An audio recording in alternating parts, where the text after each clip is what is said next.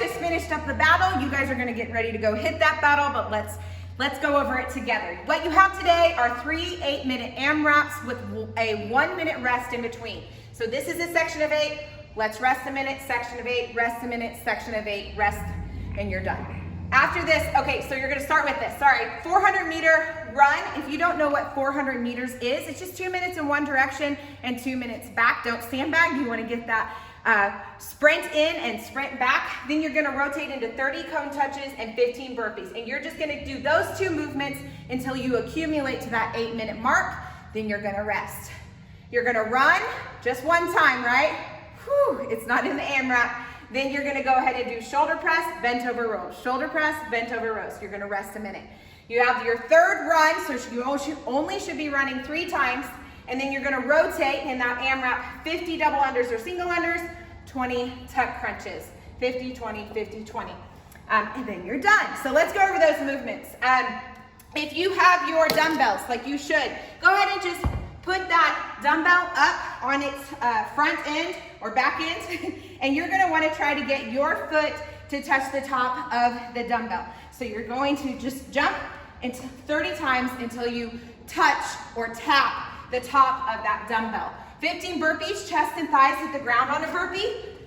You're gonna put your feet back where your hands are and jump overhead. You can scale that movement by walking it down, pushing it up, putting those feet back where the hands are, and jumping overhead. You can also do a sprawl and jump overhead. Those are some modifications for you.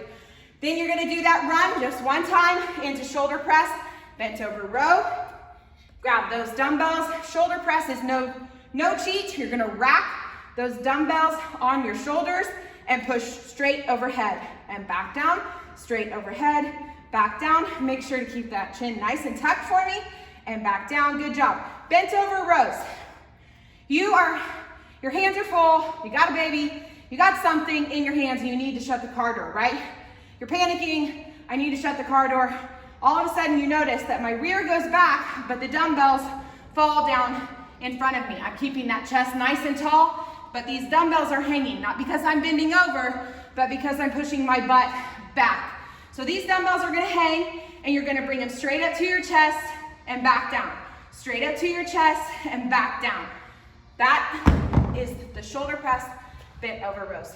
Accumulate till 8 minutes, rest a minute.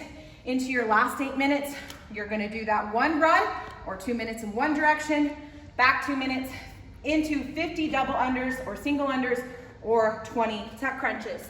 If you don't have a jump rope, no problem. You've got a sidewalk, it's got a line in it, you can jump forward and backwards onto that line.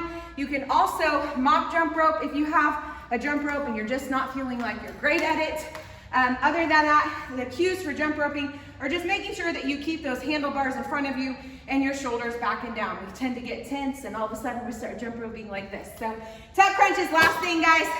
Keep that chin nice and tucked. Biceps are by the ears, toes are pointed, bringing that movement all the way back up. This is the tricky part. When you come down, do not let your chest touch the mat. Bring it back up.